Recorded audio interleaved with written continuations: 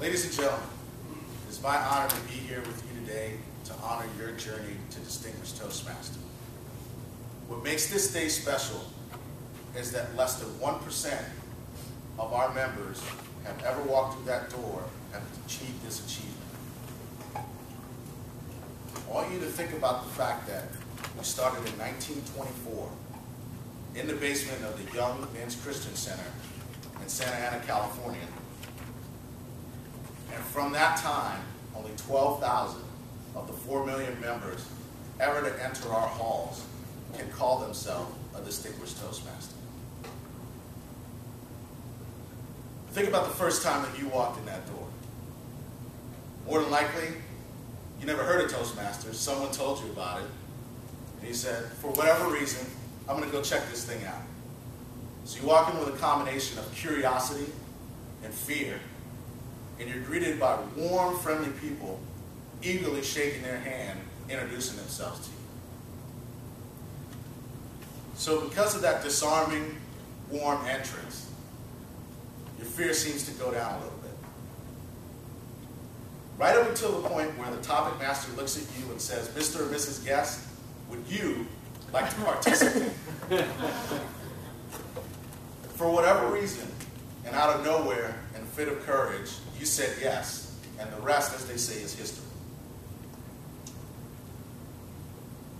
At this time, I'd like to apologize for the families of all the shy, docile, introverted people that walked in our halls and now can't seem to shut up. What we do isn't a special skill, but it definitely requires a special will.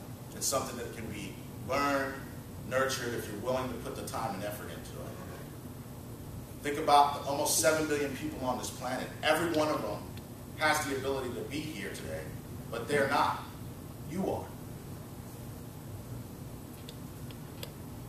If you look and see what your journey has brought you from walking through that door, you'll find that you saw something that a lot of people don't see. That communication and the ability to communicate is the most important skill that you can develop in your entire life. It's not a matter of where you'll apply it, but how you'll apply it. And that communication and your level of expertise in communication can make all the difference. Think about relationships, work environments, travels, dealing with your kids. All these things are inputs, and no one focuses on the output. We do. None of them mean anything if you can't articulate your feelings and your thoughts around them. You and your families know the work it took to get here. As a matter of fact, some of them can probably give your speeches better than you can from having to sit down and hear them so many times. I see a lot of them shaking their heads up and down in the room. But sitting down and creating and rehearsing those speeches taught you the relationship between preparation and results. The way you lead, communicate, and organize, a lot of the implementation that you do in your work environments comes from the things that you learned in your leadership track.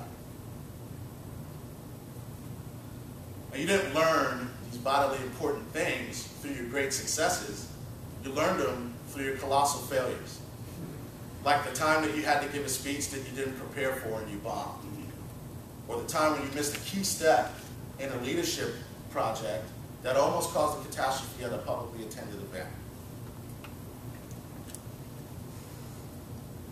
You did those things in an environment where you were surrounded by people who understand that their purpose is competent feedback while wrapping you in a constant fluffy blanket of positive reinforcement. And look at where you are today. Accomplished, confident, and ready to take on the world.